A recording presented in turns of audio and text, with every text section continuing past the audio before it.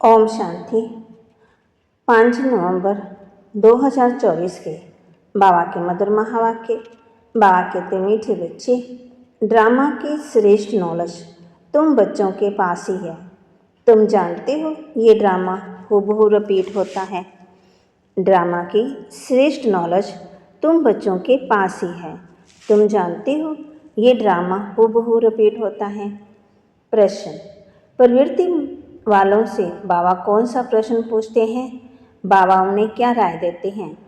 बाबा कहते, प्रवृत्ति वालों बाबा से कौन से प्रश्न पूछते हैं और बाबा उन्हें क्या राय देते हैं?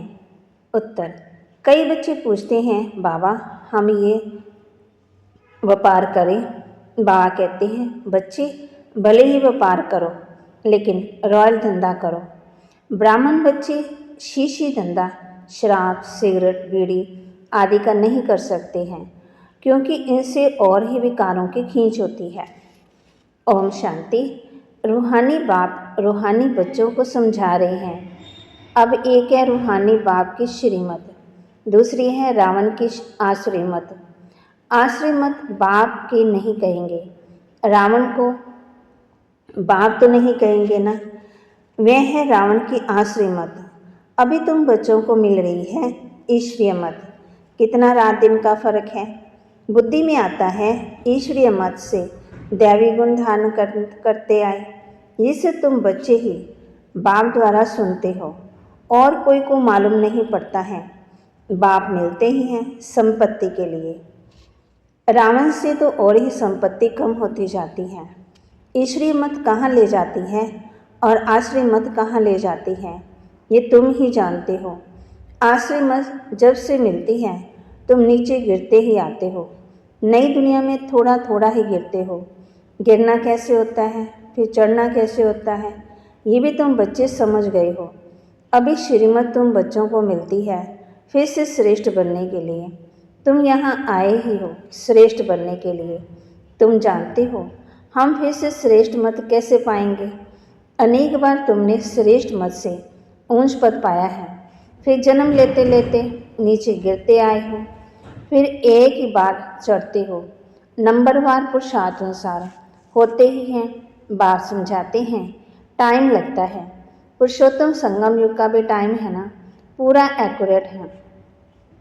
ड्रामा बड़ा एक्यूरेट चलता है और बहुत वंडरफुल है। बच्चों को समझ में बड़ा सहज आता है। बाप को याद करना है और वर्षा लेना है बस। परंतु पुरुषार्थ करते हैं तो कईयों को डिफ़िकल्ट भी लगता है। इतना ऊंच से ऊंच पदवी पाना कोई सहज थोड़ी हो सकता है। बहुत सहज बाप की याद और सहज वर्षा बाप का है। सेकंड की बात है। फिर पुरुषार्थ करने लगते हैं तो माया के विघ्न भी पड़ते हैं। रावण पर जीत पानी होती है। सारी सृष्टि पर इस रावण का राज्य है। अब तुम समझते हो हम योग बल से रावण पर हर कल्प जीत पाते ही आए हैं, अब भी पा रहे हैं। सिखलाने वाला है बेहद का बाप।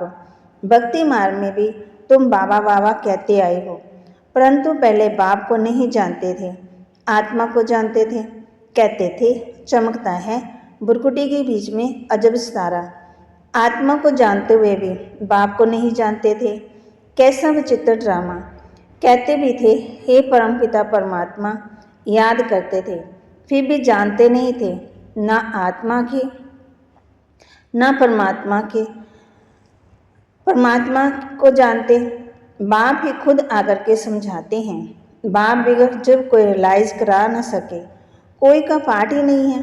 गाते भी जरूर हैं ईश्वरी संप्रदाय, आश्रय संप्रदाय और दैवी संप्रदाय है बहुत सहज, परंतु ये बातें याद रहे, इसमें ही माया विघ्न डालती हैं, बुला देती हैं।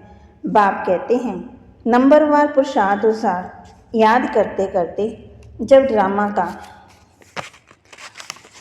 अंत होगा, अर्थात पुरानी दुनिया का अंत होगा,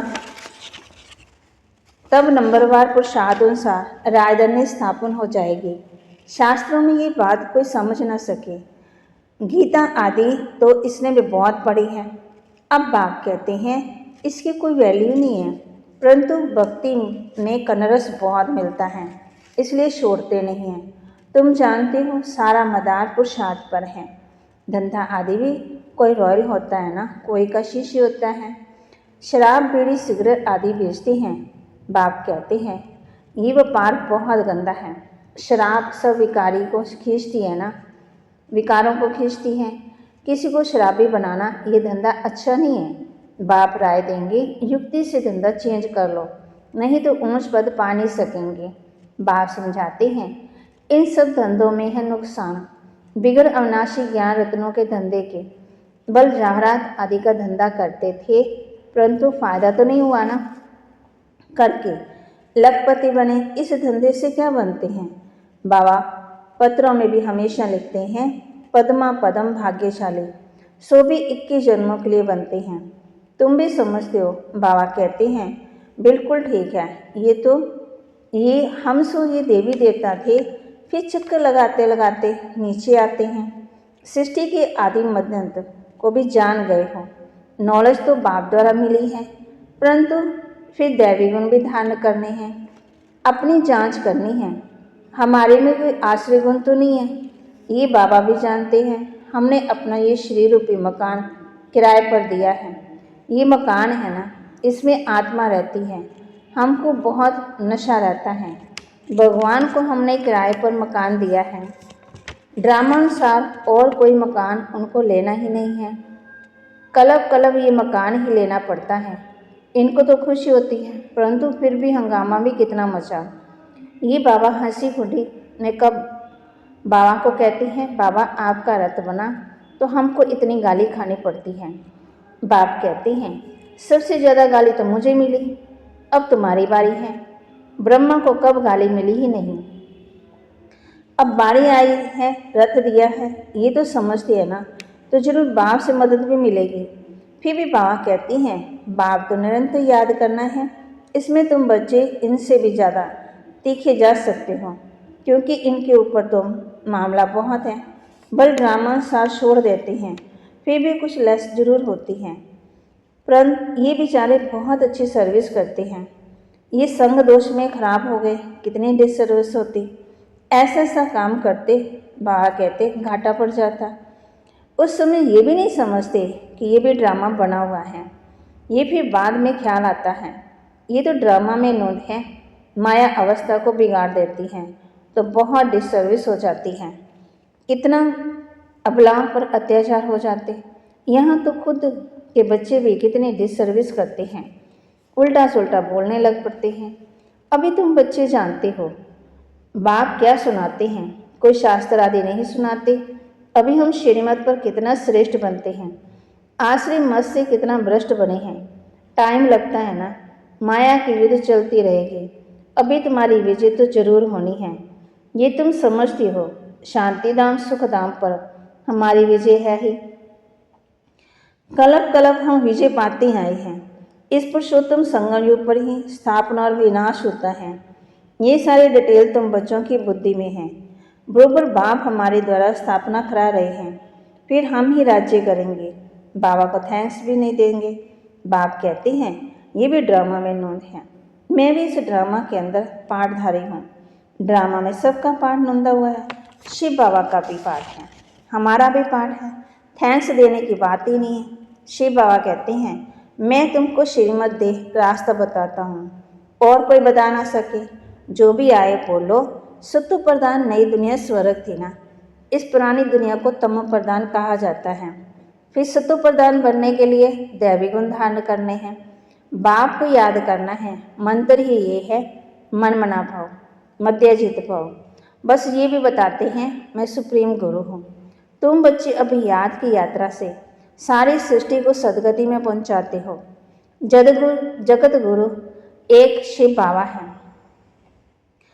जो तुमको भी श्रीमत देते हैं। तुम जानते हो हर 5000 वर्ष के बाद हमको ये श्रीमत मिली है। चक्कर फिरता रहता है। आज पुरानी दुनिया है, कल नई दुनिया होगी। ये चक्कर को समझना भी बहुत सहज है, परंतु ये भी याद रहे जो कोई को भी समझा सके। ये भी भूल जाते हैं, कोई गिरते हैं तो फिर ज्ञान आदि सारा खत्म हो जाता है। कला काया माया ले लेती है, सब कला निकाल कला रहित कर देती हैं। विकार में ऐसे फंस जाते हैं बात मत पूछो। अभी तुमको सारा चक्कर याद है ना? तुम जन्म जन्मांतर वैशाल्य में रहे हो, हजारों पाप करते आए हो, सबके आगे कहते हो जन्म जन्मांतर के हम पापी हैं, हम ही पहले पुण्य आत्मा थे, फिर पाप आत्मा बने, अब फिर पुण्य आत्मा बनते हैं। ये तो तुम बच्चों को नॉलेज मिल रही है, फिर तुम औरों को भी दे आसमान बनाते हो। ग्रस्त भाव में रहने से फर्क तो रहता है ना। वे इतना नहीं समझा सकते हैं जितना तुम, परंतु सब तो नहीं छोड़ सकते। बाप खुद कहते हैं ग्रस्त भाव में रहते कमल फूल समान बनना है, सब छोड़कर आए तो इतने सब बैठेंगे कहाँ। बाप नॉलेजफुल है, वे कुछ भी शास्त्र आदि पढ़ते नहीं हैं।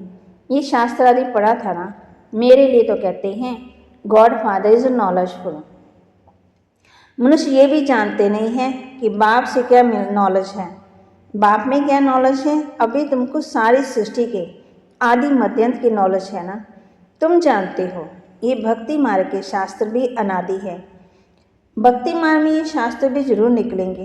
कहते हैं पहाड़ टूट गया फिर बनेगा कैसे, परंतु ये तो ड्रामा है ना।